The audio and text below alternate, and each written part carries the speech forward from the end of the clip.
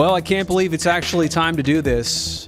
The final Sharks night shift of 2021-22. When I thought about doing this at the beginning of the season, actually, I kind of half started it last year. I didn't really brand it or theme it or anything like that. But when I said I'm going to commit to this all season, it didn't take me long to realize it was going to be hours after games and editing some more clips. This was going to be a little bit of a workload, I have to say. I've enjoyed it. Having this community on YouTube, building this project, doing something after games. Most times this year, there's been more frustration than happiness and joy and success, but I have not regretted it one bit. Broadcasting live and worldwide, here's Brody Brazil.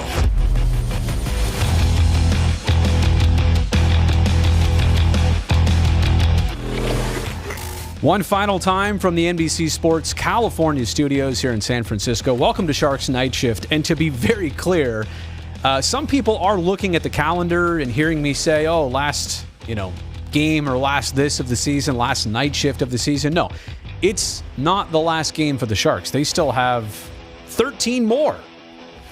It's my last game tonight. I'm switching to baseball mode starting on Friday. So actually on Thursday, they decided, hey, take that off because it's an early Friday morning opening day for the Oakland A's. I think our pregame is starting at 11 in the morning on Friday. So 162 games of baseball coming up for us. I think we're doing 159 of them. Last year I got to 120 or something like that individually. So a heavy workload for yours truly coming up. But I want to make it very clear, I am not, obviously here on YouTube or social platforms, I am not departing from the San Jose Sharks in any way, shape, or form, to make that clear, because this happened last year too. People thought, "Oh, this is really sad news. What's happening here? No, it's just the way the schedule works out. This hockey season going a lot later than normal. Usually, the regular season wraps up first week of April. Under normal circumstances, this was an Olympic year. That never happened, as we know. But the regular season going to the end of April, that clashed with baseball, which also started late this year for other reasons. So that's what it is. Corporate decision to, instead of having me split back and forth, it's just too difficult on too many people in too many ways. So baseball is the next assignment. And hey, I'm looking forward to it. I think all of you know, I like to see things through. I do not like to have an incomplete on anything, but there's really no good choice here. One thing or another is going to get shorted. And I have to say, what's probably most frustrating about this season for the Sharks, and it's simple, is that they're not going to make the playoffs. And 3 years in a row, it's never happened in franchise history. There's something to that, and it's not for a lack of effort. It's not for a lack of intent. Certainly not. These have been rough years, literally all three of the last years. The 3 years that they don't make it, one season's cut off at 70 games, and they have the weird bubble formats in Edmonton and Toronto. The next year was it 56 games last season? So kind of an absolute sprint, a condensed sprint.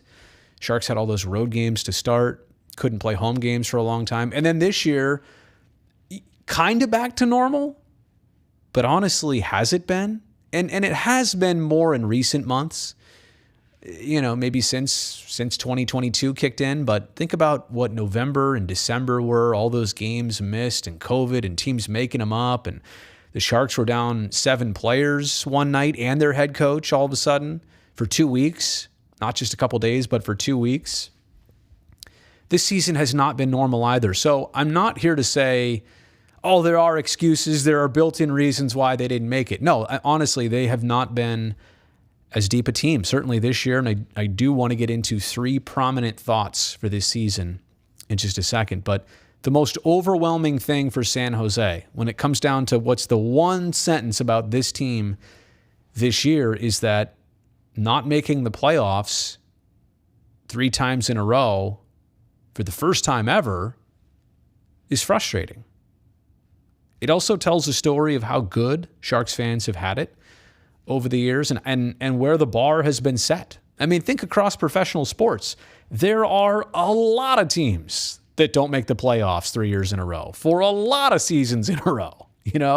Some teams, look at the Seattle Mariners of Major League Baseball now. Different playoff format. I get it. Half the teams in hockey make it. Basically, I get it. Well, now they do. But Seattle has not made the playoffs since 2001 in Major League Baseball, something like that. So you understand that we've had it good. That's also not an excuse, but it shows you where the bar is set, what expectations are. And that's what they're aiming for, right? Just to get back to that, play your cards and see what happens in a postseason run. Now, I really do want to get into the live chat, and I absolutely will in just a second. I want to spend some time there. I want to really make sure that I sign off tonight with some interactive portions of this live stream. So I will get to that. But before I actually do, this is kind of a video I'm going to make separate here on the YouTube channel. It's kind of to sum up the season I've watched so far. So here are 3 themes of the 2021-22 San Jose Sharks season, which I know is not complete yet. Tonight was game 69. So these are my thoughts through a healthy chunk of the season. These are 3 observations that I think stand out the most. Now, there might be other things that make sense, other themes, other insights, but these are the ones to me that I will have in the front of my mind more than anything else. The Sharks of this season, just not deep enough. And I think primarily up front, I think you're mostly talking forwards here. Some nights it's the top 6 is it. And I had this stat. I was prepared to do this on our show tonight, and then it changed in a good way for San Jose. But between Tomas Hertl, Logan Couture, and Timo Meier, they've tallied 80 goals among the 3 of them. The rest of the team has scored only 100. Now, there's a couple others with higher totals and a couple other players, 9 and 10 here and there. But 3 guys have scored 80 goals. And that's just a top-heavy team. I think when you talk about forward depth, you're actually here probably talking about a 3rd line, a 4th line. Some nights it's just the wingers. It's only been a couple players who have been consistent scoring. Now, I do want to throw this in. It hurt to not have Evander Kane this season. It completely hurt. And it's such a rare situation. The team made the decision they had to. Clearly, what a conundrum they were in. Your top player from last season is under contract, and there's no reason why you wouldn't have him on the team for obvious or public reasons, right? And that's the other thing. We're talking here only about what we know publicly. But the team, for whatever reasons, behind closed doors and privately, decides that they are better off without Evander Kane. And not in anything any player ever said, but reading the body language of that dressing room, you could tell that was a statement that they wanted to make. So I'm not saying specifically Evander Kane, but a player of his caliber, a 30-goal scorer, hypothetically, they were missing that type of player this year. They had that player under contract. They just did not put him into service. And again, this is such a rare situation in professional sports. How many other teams across any other league in the last 10, 15, 20 years has said to a player, you know what, there are complications to this, and we can't have you back. It just doesn't happen very often. I would also say that the long season showed that the Sharks were not deep enough in a sense that, hey, they won the first 4 games in a row out of the gate. And they were fine, honestly, through October and November and December, even through COVID when 7 players were out all of a sudden and Bob Bugner was gone for 2 weeks. They were fine, actually. Guys stepped up, things were clicking, but I think over the course of a long season, that's when you saw the lack of depth kick in. And again, I'm not trying to be personal. I'm not naming names, but I really do feel like up front with the forwards is where you see that the most. Now, wait a second. I just realized that I gave you the whole Timo, Logan, and Hertl stat, and I even typed it in wrong when I did this. Don't bother the numbers you see on the bottom of your screen there. Just know that that's the ratio, what I said earlier, 80 and 180. And the bottom line is the Sharks have been pretty top heavy in terms of scoring goals. Okay, point number 2 of 3 observations here. The Sharks of this season have played up and down to the level of so many opponents. And Calgary and Seattle are 2 prime examples. Division opponents. Sharks have been so good against the Calgary Flames, 2 huge statement wins.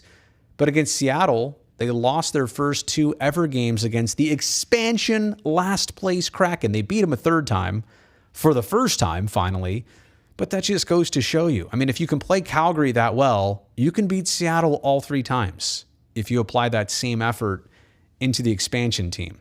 So inconsistent results, definitely a huge factor of this season, a huge frustration. In some ways, that's a lot better, right, than not ever playing up to certain opponents, like not having those statement wins. Of course, this is better, but it's definitely more frustrating because you're trying to figure out who this team is, what their calling card is, what they're capable of, and they really did have this effect for all of the 69 game run so far. Up and down to certain opponents on certain nights. So inconsistent results, and I'll also say here, never really got on a roll. They lost 7 games in a row at one point, and they only won 4 in a row once. I think they won 3 in a row once or twice, and then they won 2 games back-to-back here and there. But through 82 games, you got to have a 5-6 game win streak. You got to have a couple of those. It is one of my hopes that before the season's over with the final 13, that they can go on a 4 or a 5 game win streak. It's not going to be easy. A lot of hungry teams, a lot of division opponent hungry teams that you're about to face. They all have lots to play for, so they're not going to give it to you easy. But this team this season never really pushed the issue and never got on a sustained roll. All right, and I've really messed up this presentation because I went from number 1 to number 2 to number 2 again. So please, I apologize for that. Please forgive me. But they've yet to unravel. This Sharks team, quite honestly, they've lost 7 in a row. They did lose a few blowouts to Tampa Bay, I think 7-1. Did they lose 6-0, 7-0 to the Nashville Predators? That was an ugly one, but they faced all that. And even in a night like tonight, we're just coming off this 2-1 loss to Edmonton in overtime. The Sharks have still maintained as a group. And down the stretch, there's not a night where they show up and right from puck drop, like this thing's over. You don't know that. So the fact that they have yet to unravel, I think in itself is a statement. It's a huge positive. I'm sorry, this should be number 3. Brazil does his own graphics. I almost choked myself up there, but yeah. I think this is a huge theme, and this is a positive, right? Teams of last year and a couple years ago and other teams across the league, they do unravel. It gets ugly. But that has not happened for the San Jose Sharks this season. So those are my 3 themes, my biggest 3 themes of this current Sharks season. Okay, back to your regular scheduled programming. I can't believe with my my presentation there, I actually screwed that up. It's pretty pathetic, Brazil. All right, so now I'll dive into the live chat. And again, when I do this, sometimes I have to scroll way back to the beginning and let's see where things stand. But go ahead and jump in if you're here. I can't wait to chat with you. Yeah, so if you're on right now, fire away in the live chat because here we go. So now we know what it feels like when McDavid does us dirty. And Mike Smith too. That play doesn't happen unless Mike Smith takes a chance, rolls the dice, saw the opportunity, and knew that Connor was kind of cherry picking a little bit. What a pass by Smith. I agree. The goal, if you're James Reimer, literally the last person on earth you want to see skating at you in a one-on-none is Connor McDavid. Literally the last person on earth. I agree about Leonard and Gadjevich. But I got to tell you, tonight's overtime loss, it stung a lot less than that one to Anaheim, where they ran the trick play, the illegal play. They had 4 players on the ice. when Ricard Raquel scored, right? Wasn't Adam Henrique still on the ice? So at least this one comes 100% in skill and not by anything that's questionable. Bilford Rimley. Can't even say that this surprises me anymore. A lot of young guys, and since we've been on several skids, no one has made moves from the players to the front office. Well, I think as you look back at the trade deadline, there are not, if you don't have something instantly to make your team better, you don't just make moves to make them. So I wouldn't judge the deadline on quantity versus what was there or what was not. But I have to agree with you about the skids. This is a skid for the Sharks. They've lost 4 in a row. This is hopefully not the first time that they're going to unravel. I hope that doesn't lead to this. They're lost tonight. They're lost to Dallas. They're lost to Colorado. They're lost to Arizona. These last 4 in a row, there have been portions where they've played well enough to win some of these games. Maybe even win 3 of these games, tonight included. But you have a 1-0 lead. It's hard to carry that through a full 60 minutes. Yeah, pretty much, Brutus. Sharks have to win out and hope that every other team. Yeah. Maddie, love your optimism, Brutus. Yeah. It'd be one hell of a run if they won 14 straight. The problem is they only have 13 games left. So I don't know if I mentioned that before. There you go. Oh, wow. These were comments before I even signed on, waiting for me. Well, I appreciate that. I'll also remind you right now with my own comment, don't forget to like and subscribe. Like literally go ahead and just do that right now, right? I would appreciate that. Last night shift of the season. Okay, let me address this. Fans have been bringing this up over the last couple weeks and months. The status of Bob Boughner and the coaching staff. And he's been around now since late 2019, right? December of 19. And it feels like forever ago. But then again, so many things in our lives have happened. It was a couple months of that season. Then it was the shortened season. And then it was this season, which went through missing 5 players at once, 7 players at once. He was out with COVID for 2 weeks. And at the same time, I think the makeup of the San Jose Sharks, like the roster build itself, is it the same today as it was in 2018 or 2019? How about opening night 2019? This is a different Sharks team, quite honestly, with unfortunately different expectations. They're not a lock. They're not a playoff lock. I mean, spring of 19, right, when they got past the Golden Knights in round 1, defeated the Avs in round 2, lost to the Blues in the conference finals. A lot of momentum rolling into 2019-20. We know that they struggled mightily early on. Coaching changed, then the season shuts down in March. To your point, Broden, I'm actually still not at that point yet. I don't know what a coaching change instantly does for the San Jose Sharks. There are these honeymoon periods, and a lot of times those only happen in season. I think we've already passed the point of that having an effect or that being meaningful. Why would you pull that trigger? Why would you pull that shoot right now? You know, I always talk about parachuting and pulling the ripcord. Why would you pull that ripcord right now? I don't know if it makes sense here in this season. And I know there will be people who disagree with me, and that's totally fine. At some point, you may be right. But I don't know if that is this point here yet and now. I also understand that sometimes the coach takes the fall for just how things are going, and that's unfair. But that's the nature of the coaching business, and I can understand that. Sometimes you're looking to put a new coat of paint on the walls, and that's how you do it in pro sports. But if it's me, it's just the way I view it is that's not on Bob Boughner yet. I don't think he and the coaching staff deserve that yet.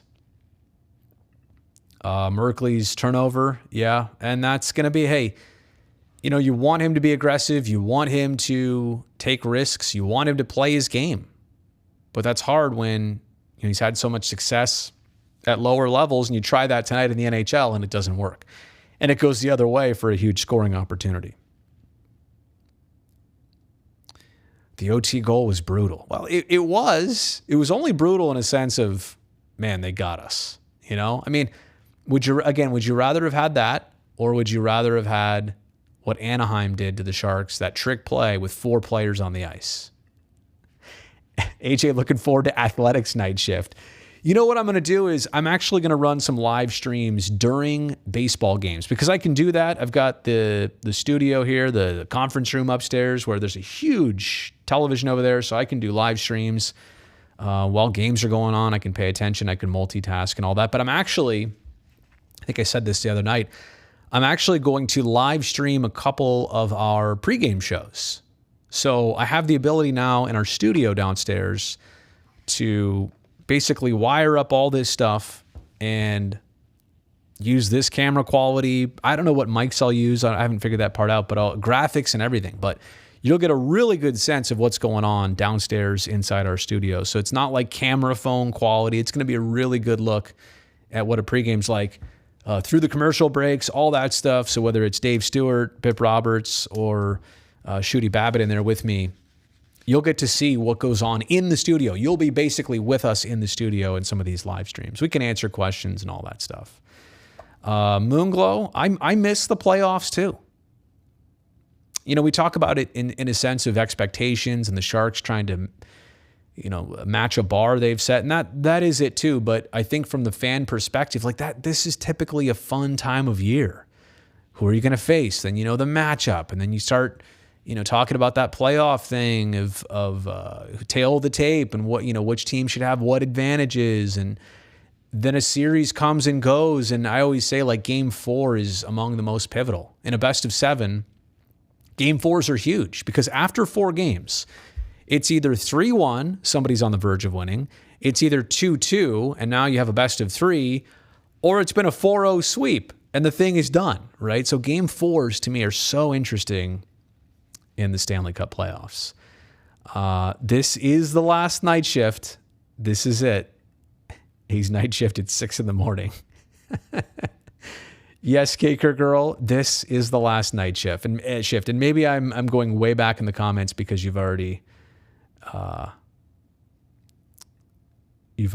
said that a long time ago. This is a question for everyone, and I'll be interested to see who chimes in with what. But who wins the cup? I guess I could answer that from 2 ways, like a logistical way, what the brain thinks and what the heart hopes for. I'll skip what the brain thinks. This would be a good video, actually. I should make a separate video out of this.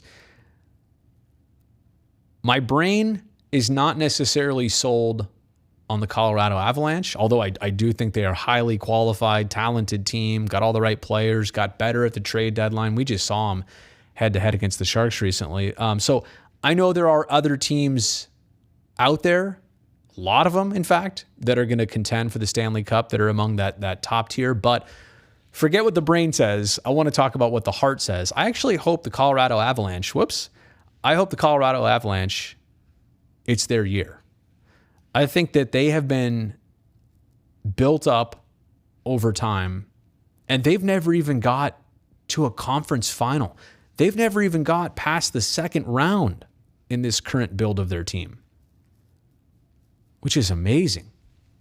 I mean, they are well built up front, back end. I think goaltending has probably always been a little bit of their team's question mark. But truthfully, I'd kind of like to see the Avs. It's been a long time. I don't know. It's a good one for me. It's what the heart wants, I guess. The heart also wants Las Vegas to not be in the playoffs. You know what? I'm going to write this down. What the heart wants. I'm going to do a separate video on this because I want to put a little bit more thought into like 5 things the heart wants with this NHL season. So one of them is that the Avs win the cup. Golden Knights don't make the playoffs. And look, why do I say that? Las Vegas fans need, like, honestly, to get the full taste of what it's like to be a fan of an NHL team. You can't start your club and make the playoffs every single year, like I guess the Sharks did. But no, they didn't. Certainly the first 2 years. You can't make the playoffs every year out of the gate and have this like 10-year playoff run. You can't do that. It's got to stop. You have to not make the playoffs for a couple of years. You have to taste the salt, right? Before you get more sugar. And the Sharks have been through this. The Sharks have been through ups and downs. This might be their longest down, honestly. But Las Vegas needs a little bit of taste of that to appreciate when they do have success again, and they will. Brutus has the Rangers. Bilford has the Panthers. Andrew wants the Panthers for Jumbo. Oh, did I? See, this is why I got to think about this better, Brazil. Did I just basically say I don't want Joe Thornton to win a cup? Because I do. See, I got to think about this. Got to think about this. So whatever I just said, scratch that. Wait till the video comes out about what the heart wants for the Stanley Cup playoffs. Do I think it's likely I'll capture any footage of the new Barracuda rink in progress? And you're welcome for the night shifts, OM. I would, I haven't been there for construction. There was a couple times I was going to go and just didn't ultimately make it. But I think I would love to see it before it's ultimately done. Like still under construction, but I know it pretty much looks like what it's going to look like now. You get a really good sample of it. But if I post that video, I know it'll be popular and I know people will want to see it. Plus, it'll be very cool for the archives 10 years down the road when you look back and say, look at that place under construction. So I think I will do it. I will do it. I think it's supposed to open in August. So if I can get down there in the next couple months, I think it'll be worth it. And Broden, I messed up. I messed up when I was picking the Avs. I was thinking I was short-sighted. Again, defer to the video that I'll make about this. Was talked about during pregame, William Eklund's season in the Swedish Hockey League. Do I think this will delay his full-time debut with San Jose for another season or two? Wow, Dalton, I certainly hope not.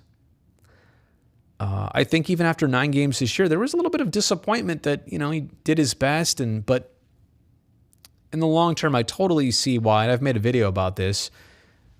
I totally see why the Sharks probably made the best long-term decision for him in having him go back to Sweden. And honestly, I think they're probably even a little bit surprised at the lack of output and production for him with Djurgårdens this year. He's also still going to have the World Juniors to showcase, and he's only 19 also. So I just think, you may, like, for example, if you play him next season, if you bring him up to the Sharks, but you also have to understand that even though the clock starts on his NHL contract and all that stuff and his time, okay, that's fine, but at the same respect, you got to understand that you're not just bringing him up and he's staying there for good no matter what, right? If it doesn't work out, you got to do what's best for him. So I'm certainly okay with him being in San Jose next year. Like, there's no question about that. Why is that? The comments cut off there. Sorry, I got a little distracted. Starting off next year up, fine, no problem. Or coming up at some point next year, absolutely. I hope that for him. But I also hope for him that if it's not working, that they'll take him away from it, they'll let him reset, that they, don't force it.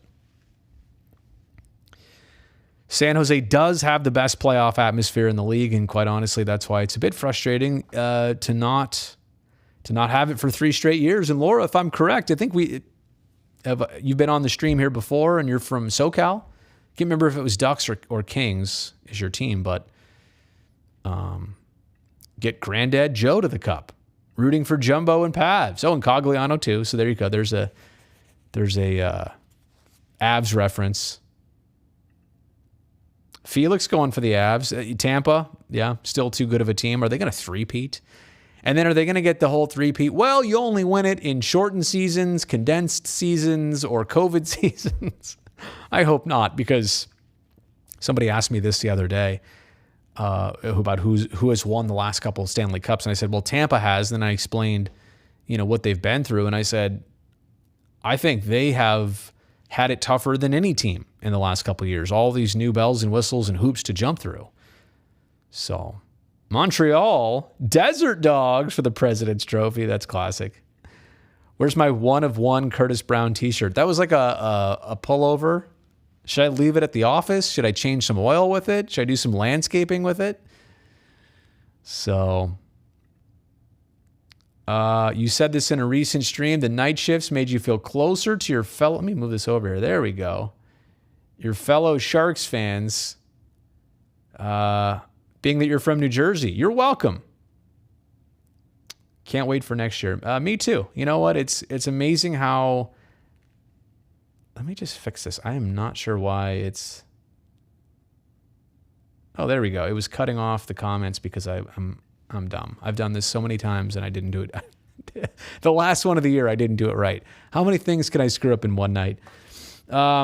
It is amazing that by October of next year, and whenever opening night is, I will be pumped up about this stuff all over again. And I'll still, be watching the last 13 games here. I'll be busy doing A's, a lot of baseball over and over, but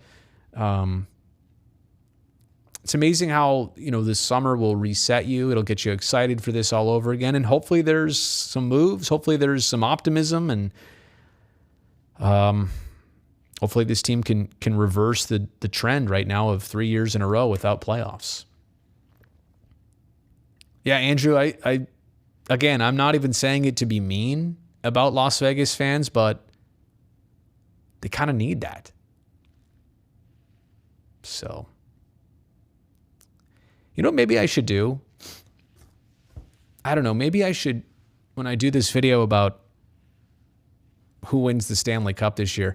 I mean, I think a logical, a brain answer though would be the Avs. Why not the Avs? Right? That's what the brain says. The heart would want Joe Thornton to win it.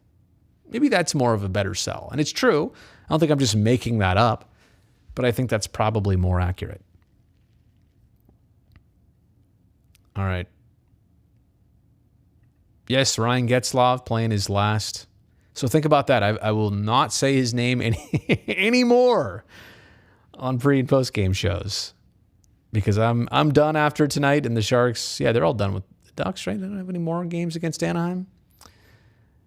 I'll be honest. I've kind of been looking at tonight's date and knowing that it was the end for me in doing night shift. Okay, I'll tell you what. Do me one favor for everybody that's still here right now. Let's do a quick round of roll call, where you're at, where you're watching from. That'll make me feel good.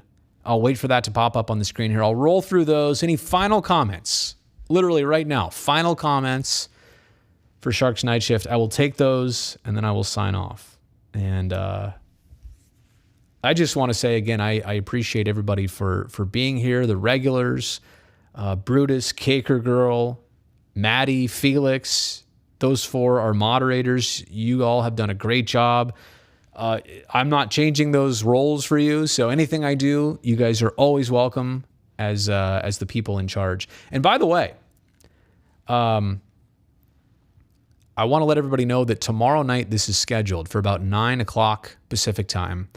I'm going to have 4 of my coworkers on a live stream on this YouTube channel. They're going to explain that they're all my coworkers for Sharks Pre and Post Game Live. They're going to explain what they do for incredibly talented females, which I think is probably unique across pro sports and broadcasting. I can't wait for them to kind of share who they are, what they do with you, and also talk a little hockey with them. So that will happen tomorrow night. That's scheduled for tomorrow night right now around 9 o'clock. All right, here we go. Since this is the last night shift of the season, I thought I'd ask you to say hi to Timo for me. Next time I see him, Caker Girl, I would imagine he might know who Caker Girl is. Maybe he's heard of Caker Girl before. From San Jose, from Santa Clara, from Gig Harbor, from Brick Ocean County, New Jersey. It's so late out there. It's like 2 a.m. South City in the house. Fresno, Ryan, I appreciate you. Thank you for being here. Tyson Nash's comments during that was, too much skill. No, come on. If you're embarrassed because you got skilled on, bite your lip and skill them harder. The game is about skill, not about retaliation. Felix in Fremont, Laura in Los Angeles. Moonglow's going to love the night shifter. Love the night shifter's going to miss you. You know what? There will still be Sharks live streams. I just probably won't do them after games and things like that. Louis P's been lurking most of the live streams. Well, thank you for commenting now. I do appreciate that. Lodi, California. Aloha from San Mateo. Alden, I appreciate that. Long Island. Wow. Late night Long Island. Late night shift. That's what I was trying to say. Who's my Stanley Cup final and who wins? Well, how about this? Avs and Panthers. Panthers win. Lawrenceville, Georgia. Man, we are way out there. Missed the stream. Hey, Haley, how's it going? I'm glad you were here for the last one. If you haven't heard, this is the last one for me of the season. I know what you meant. I know what you meant about Zegers. San Francisco. Brutus is beering it up. Fujisawa, Japan. Andrew, you know I always get a kick out of seeing that, knowing that it's already Wednesday afternoon for you. Gonna miss everybody in the chats. I appreciate that, Andrew. Rumor plans of Brownie coming to night shift next season. Yeah, I want people to watch, so I don't know. We will see. All right. Well, everybody, that's it. That is a wrap on Sharks Night Shift. Oh, I've started the music. There's no turning back. This is the end of the live stream in like 50 seconds. So I just want to say thanks again to all of you who you watch a game. Maybe you watch the post game, maybe you don't, but then you come back here even like 30 minutes after the fact. We break things down. We go deeper into them. Took some calls. This could and should happen again next season. So, barring any craziness or reasons why I can't do it, I probably will. I just want to say thank you to all the regulars especially, but all of you all season long.